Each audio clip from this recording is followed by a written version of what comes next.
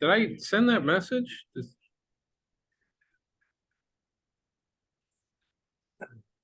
We're still waiting on Tristan? Yeah. Okay. I'm trying to see if I thought yep, I sent it. Hopefully he signs on in a second or so. You got grass on your wall? Oh, no, I'm at my girlfriend's place. I did a hedge wall for her in here. Grass, buddy, grass. You like that? I do A kind little of hedge wall in here, and yeah. This is her office. We made it as colorful and bright, so when she's in here having to work, it's cheerful. Sweet. Yeah. I love that picture. Oh, that one? Yeah. You know, I'm a big fan of Skylines. I love that picture. Yeah, super cool. I'm a always like Skylines. Hi, Pete. Hi, Tristan. Hey, bud. What's going on? Not much. Just chilling. What? Oh, Hey, Jess wanted to meet you guys. He looks sophisticated. I got some sun. What? Yeah. He looks sophisticated and shit. There we go. Yeah. So my hair's a little bit. The humidity down here is killing me. There we go. It's killing you? Yeah, I like that back. I like that. Yeah, the humidity, it's a bit much down here. I mean, I like it. Right, I'm a big fan of this place, but how are you in Florida? What? You're in Florida or Carolina? Florida. Naples. Fort Myers. Naples. Yeah. Put your iPad open. What? Put your iPad open. Oh. Hey, you can't have a guest unless you announce a guest appearance prior to the show. All right, this is Annie. Don't show me. Oh, it's all blurry. Don't show me. Oh, are we doing a guest for the day? Yeah. Okay. Jessica. I'm gonna introduce you guys. Yeah. Jessica. Okay. Jessica. Oh, we have another guest. Jessica. Hello, Jessica. Hi. Yeah. Where is it? Now I feel bad. I didn't bring a guest. Oh man, I look huge. What? Hey, no, go up to the angle again, Tristan. No, I don't. Do that not. angle again. Your guest. This is my guest. Oh, say hello. Hello, little man. Say hello to the kids. Well, that's a welcome to There we go. Oh, okay. And you too, Jessica. I'm sorry. And Annie. I didn't mean to say either of you guys. This is Annie. I want to see the kid. I'm seeing it. You want to see the kid? Take the kid. Okay. Yeah, the baby's the star of the show now. Baby fever. So this is James. James. Hi, James. What? James. James. Can you squeeze the cheeks for me? Wait, hold on. Come here. Come here. Ready? Woo! No, look at the camera. Look over here. Look. Look over here. Look at Pete. Woo! Cute. Yay! So cute. All right, Thank nice you. to meet Look, you guys. he looks just like me. Look really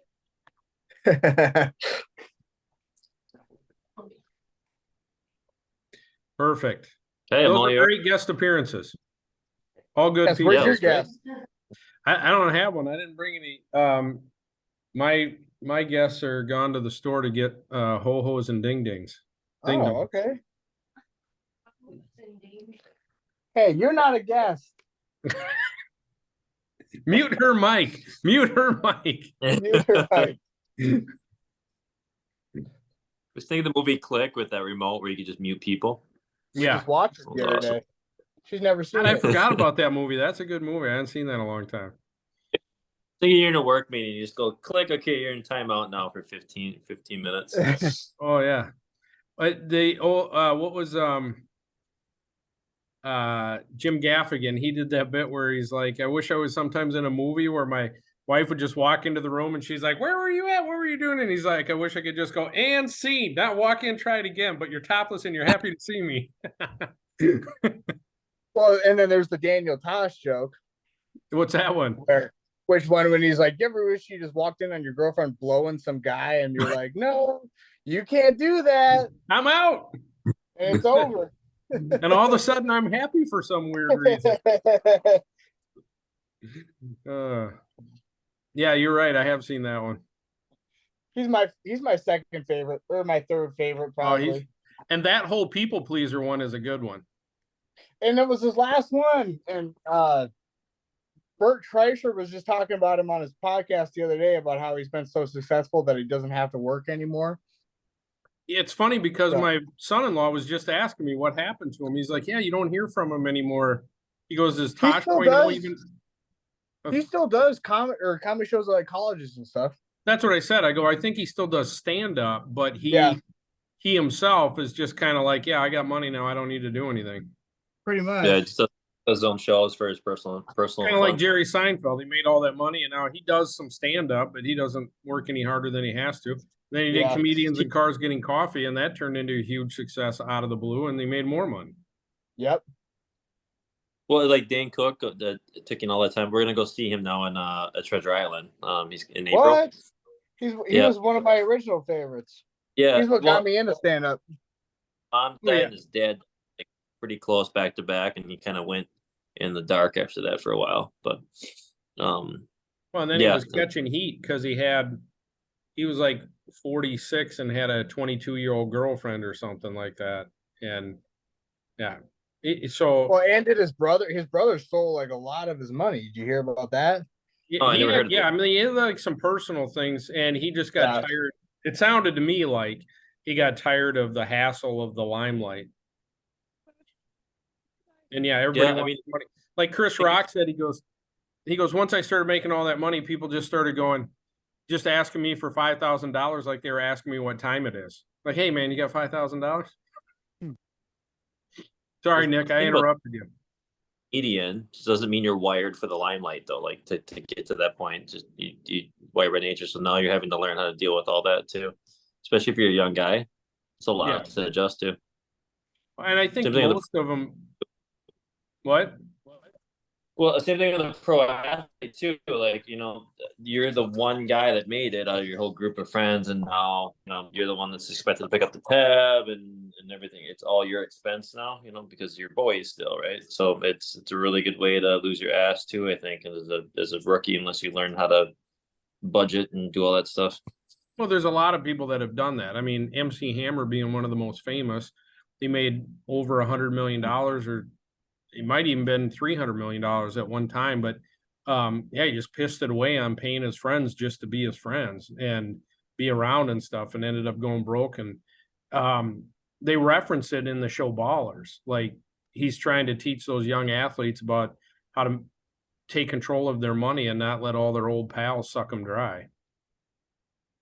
That's pretty standard now. They have in the NFL. I was watching a documentary on it that they bring a financial coach in to talk to all the rookies, like part of their first intro when they first team meetings and everything that they have. The guy will come there and say, hey, here's my card. We're happy to meet with all of you. And they pay for it for them to go over their finances for them. Because all it entails with too, you hiring a personal chef to make all your meals and different things like that, so you can stay on task for your, with being an athlete and everything. It's all a complete new adjustment. I thought that was kind of cool if they do that. Well, and I think it's because there were so many people, so many pro athletes. I mean, it's because they had so many, but I think it's because people started to put it on the league that, hey, you guys are brokering them all these big deals and giving them all this money. You should be a part of helping them figure out how to, keep it around and have it for the rest of your life, and not just for the time you're in the NFL. Hey, by the way, when I loaded up, sorry. Oh, I was just saying that if you get a chance after this to Google the there's an intro about Shaq when he gets his first check, and he went to the dealership and bought a Bentley, drove home. His dad was in the driveway, and he goes, "Where'd you get that?" And he goes, "Well, it's my first game check." And he goes, "Well, I want one." So they drove. He rolled in his car. They rode back and bought him a Bentley. He got home.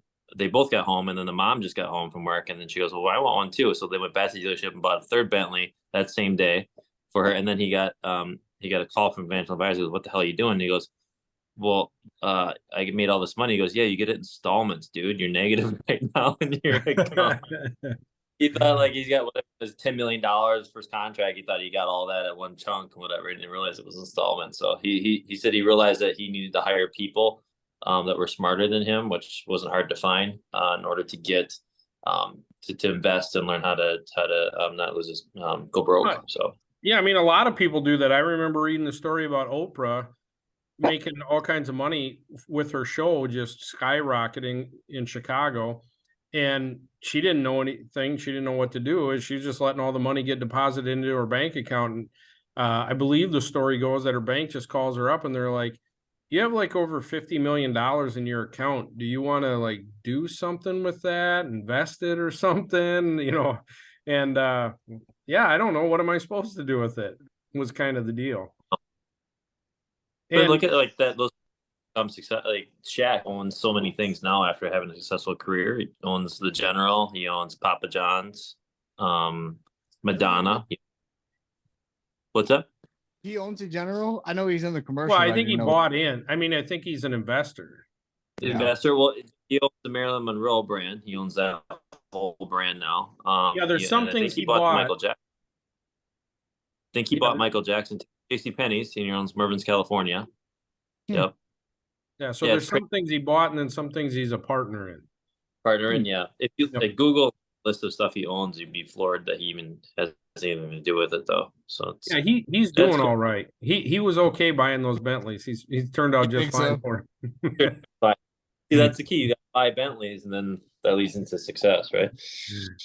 And I think a lot of comedians, because a lot of them talk about it, especially if you watch like Comedians Cars Getting Coffee, they talk about how a lot of them didn't really want to get into doing TV shows or doing that stuff. They love doing the stand-up, but it was a way for them to make a bunch of money to have financial security so that they could just go do the stand-up and because they talk about like having to eat, food off of the tray sitting outside other people's rooms and stuff because they were so broke doing comedy. But they go do these shows and they become successful and make all that money. And now they can just do stand-up as more of almost like a hobby, but it's fun for them because they're not having to scrape and all that sort of stuff. So, I mean, I get it that they themselves wouldn't really know how to handle the money or, because stand-up comedians, I don't think a lot of people go into stand-up comedy. I shouldn't say that. I think a lot of them, I don't think a lot of them go into it thinking they're going to make $150 million or like Jerry Seinfeld, who's worth $1 billion now, I believe. I think most of them just think they'll make a couple $100,000 a year, so they don't have a real job. Comfortable living doing it versus being my favorite up story for a comedian. I mean, that I've watched is Steve Harvey. I thought that I'm super inspired by that guy. Lived in his car for 2 years, and talk about how he had that one ticket to Florida and then had to fly up to New York at Radio City, and those guys are all super talented at the time too, like Jamie Foxx and Sinbad was one of them, and they went before him and they all got booed off stage, and then he's the only one that the crowd gave standing ovation to, and then they booked him again. That was kind of his come up. Yeah, it makes sense. Cool. I mean, it makes sense. The first time I ever did stand-up comedy, I always tell everybody that, and it's a little bit of braggadocious, but I didn't get a standing ovation, but I got an encore. Like I only had a 3-minute thing because I was an amateur, and they all clapped and wanted me to come back on. And after the show, yeah, the person running the show came up and asked me if I was going to come back the next week and stuff. I didn't go back to that club for a long time, just because, life got in the way. But yeah, they absolutely, if you get a good response out of the crowd, you're going to move up fast. Was that so when you did stand-up comedy, did you have a goal? Were you just trying to just do it because it was personal enjoyment for you and you wanted to kind of test yourself and test your limits of, hey, I bet I can write some material, come up with material that people are going to laugh and enjoy and Did go that I- route? Or Did I ever tell you guys the story? I remember you telling me a story about your, and I don't know if it was the first or not. You're at what event with your wife, and you got put on the spot to do a stand up at a wedding or Oh, something no, like no, that. But I think that was all. Yeah, that was So that's after only that was after I'd done to me. something.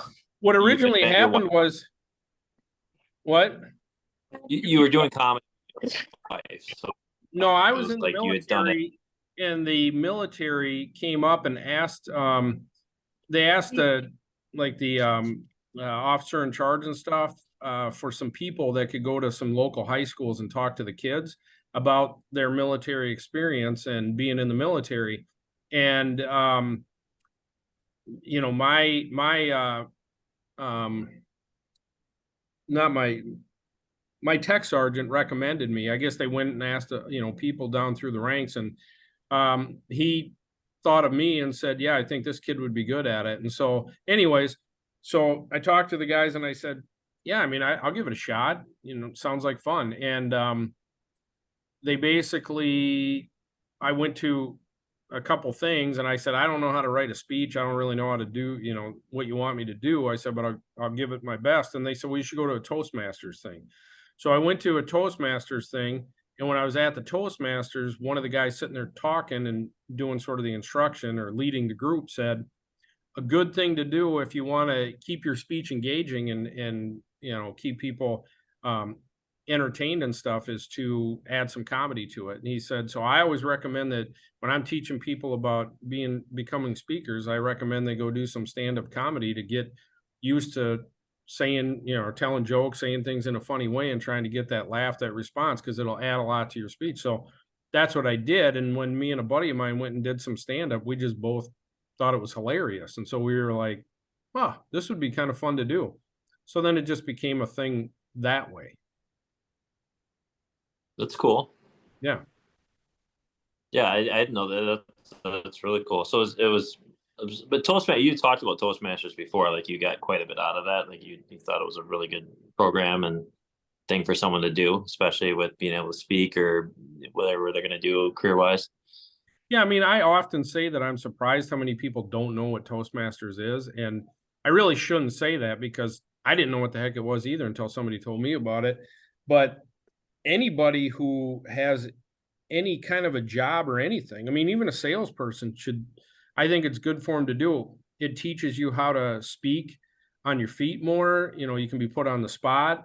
They do these things where they just throw out a topic and they call on somebody and you go around the room and you got to speak for a minute on whatever topic they give you. And then somebody's standing there counting your ums and your ahs and your ands and all that and your pauses and everything else. They try to get you to become a more fluent off the cuff speaker, but they also teach you how to, if you join the group, they teach you how to write long speeches and how to, give a presentation speech. Like my daughter, she was a shy, timid person and she got into dental hygiene and then she went to school for a master's. They wanted her to get into instruction. And so she was like, Dad, can you kind of help me out? I don't know. I got to talk in front of people. And I said, well, come to a Toastmasters with me. And now she gives speeches to all kinds of people and does presentations all the time. It's totally different, out of her shell type of person. So I recommend it to anybody who's got a job where they might have to speak in front, or anybody who just wants to learn how to speak in front of people. Yeah, it's super cool. Yeah, I've been wanting to do it, so I know I need to check into it. Yeah, I mean, they usually don't take a lot of your time. It's like they're usually an hour-long group, and there's usually one close by you somewhere. And I think if you join, it's like $15 a month or something. So it's not a big thing. It's about the same as going to church. You got to go for an hour once a week and get a little bit of money. Mm-hmm. You think So they have them anyway, here in Kansas City too? You think they have them here in Kansas City too? They have them all over the country. They have them in Canada. I mean, they have them. They're international, I believe, but for sure that their presence is the biggest in the United States. And I know they have them. I'm pretty sure they have them all over. Yeah, they do. But yeah, kinda like you, Tristan, for instance, talking about being a little bit timid about going on stage for stand-up. Mhm. Yeah, go to Toastmasters. You'll get really comfortable with talking in front of people. You Yeah, got to stick that's with it, but yeah. yeah. No, I see it here. There's like several different groups. No, Well, this one has 1 5-star review. sweet. Yeah, heck yeah. That's 100% right there.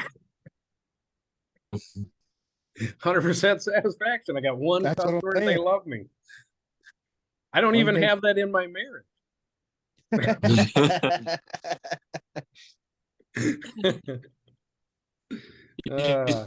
get up. Hey, so hey, sweetheart, I don't mind if you fill out this little survey I left here for you. It's just a husband survey. I want to see how I did last night. I just want Yeah, I don't want that survey result. Well, You can be anonymous, I'll tell her. You can be anonymous. Oh shit. what. Like, I'm curious. What? What's tonight's topic? I'm curious. Tonight's topic is we're it's from, oh shoot. Well, I wrote down the question, but I don't have the name again. Or the name. So I'll have to edit that in.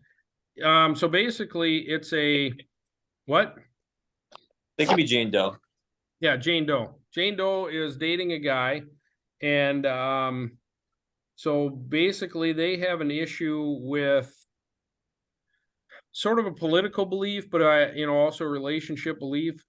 She is pro-choice and he is pro-life, and it's kind of something that's never come up, but they've been together for some time now, and they're getting more serious about the relationship, and talking about marriage type things and everything else. And she just this came up, and so now she's at a situation where she doesn't know how to handle it, if she should if it's going to be something that they can work through, or they can live together, or if it's something where this could be a deal breaker. So basically, like I said, It's just start fresh. So, okay. So Nick, what would you tell her? I would tell her that if a couple things. I mean, if she feels it's there, she's all in with this guy and he's the one, and eventually she wants to have kids. Is it more from a financial standpoint? Is it more from career minded that you feel like it's going to interrupt your career? Having a baby now versus 5 years from now, is it going to be a completely different change? Is he willing to be flexible with his career so you can still be accommodated for your career with the baby being born, or is it going to be all he expects you to just be a stay-at-home mom and he's going to work and you're not going to focus on your career, depending if she's career driven? So I feel like it's definitely a conversation to be had. Do they live together already? Yeah, they live together, and that's part of it, is they just moved in together a couple months ago, and she's just like, that's why they're having more serious conversations, and she's learning this about him. And so it's just like, is this an issue that could come up at a later time when there is a discussion, or maybe there is a pregnancy involved, where maybe it might break them up at that time. So should she cut and run now, or should she, is it something they can maybe work through? Typically it's a 12-month lease unless they get some bonus months added to that. So she could say, hey, we're in month 1 of our 12. We have 11 more months. We could practice celibacy. If we can't both come to a mutual agreement of how we feel about the situation. His opinion might change pretty quick on that. If it doesn't, then is this the person that, if something does happen, they roll the dice? Is this a person you can see yourself having kids with, or is this a person that you think you're dating but you can't see him being a good father? And I think those are completely two different ways to look at things. There's a lot of people that you can date and think that they're a fun partner to have for that, and there's probably a very small window of people you have dated where you look at it like they'd be a very good person to have a child with. So well, let me throw this at you, Nick. If you were with somebody and you guys had differing beliefs on it, on something that's kind of political, but you know, it's social, it's political, but it's also could affect your relationship personally. Do you think it's somebody you could be with? Do you think, you know, So if my you, answer that as 40 years right now, I would say my outlook on life on that aspect is totally different than it was in my early 20s. You know, so like for Tristan, for example, my mindset at the time, I don't know, like if I would have had a kid at that age, if I would have been a good dad, or if maybe get my crap together and be a man and put your foot forward like he's doing, or if I would have not been too immature to have one. I don't know that. I mean, it's all hypothetical, right? But I know at this age of my career, or at this age of my life, that if I wouldn't seriously consider someone and date them if I couldn't see them as being a mother to my child. And So especially with for living with me, somebody. Sorry, Nick, yeah, to cut you off. yeah, No, you know, it's one thing to date somebody, but if she's living with him, you know what I mean? That already kind of right, solidifies the fact that she sees him as something more than just a fling or something that's short term. right. Yep. Especially, I mean, again, I don't know how old they are, but if it's the first time living with someone, or if it's, you know, this is her, she's seasoned and this is third or fourth person she's had a serious relationship with and she knows what she wants, then I think it's two different ways to look at it. But again, if she's living with them and she knows they have different views, she's kind of rolling the dice on that and saying it's now two people's issues, not just one. So Well, she's not really rolling the dice on it. That's why she's asking the question. yeah, You I know, mean, it's I mean, Tristan, what advice would you, I mean, do you think you would have advice for her? Like, as far as is this something you think they could work through, or you think it's something that, you know, maybe they should have a real serious conversation about it now to see if the relationship should go any further? well, it's definitely something that they have to have a conversation about now. Is it, you know, in that way, not only will they find out if each other is willing to compromise and if they're able to meet in the middle about something like this, but they're going to be able to tell right away how they communicate and how larger arguments could be solved as well. Just by the fact of if they're willing to, like I said, meet in the middle. If not, you know, it's probably not something that's going to last long term. But again, I would probably suggest or recommend that they have the conversation right away just to, you know, get to know each other a little bit better. Yeah, I mean, you know, I think that if you think of there's some political people, some political like uh, James Carville, I think it was a Democratic strategist married to a Republican strategist, and you know, so they had households that were obviously politically divided, and it begs the question of, is this the type of thing where could outside things like say a relative or a friend of theirs gets into a situation, and you know, she's like, well, you just need to have an abortion, you know, because it's not time for you to have a baby, or there's things in your life or whatever, you know, career, like you mentioned, Nick. And then the boyfriend, you know, at that time might be the fiance or the husband even, you know, throws a fit and he's like, what are you talking about? You know, I totally disagree with that. So it's I get that you compromise on things in a marriage, but this is more, it's something like, how hard of a stance does the other person take? Is he willing to flex? Is she willing to flex? Or is it something where, you know, at that level, it's really more of I mean, you hear about it now where family members won't even talk to each other because of their political differences. And those are family members. These are two people that, yeah, they may become family at some point, but at this time they're just in a relationship. So is it an issue where outside of their relationship, they could come to an agreement on it? And yeah, I mean, I would most likely, I think, like you guys said, I would most likely lean on the side of he's going to be the one who's going to bend.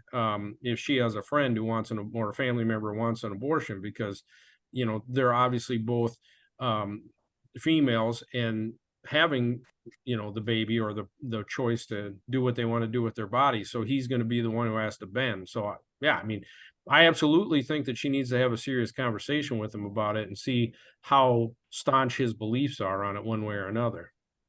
Yeah, and what are the odds that they're, in this scenario that we're talking about, these people are both hardcore extremists?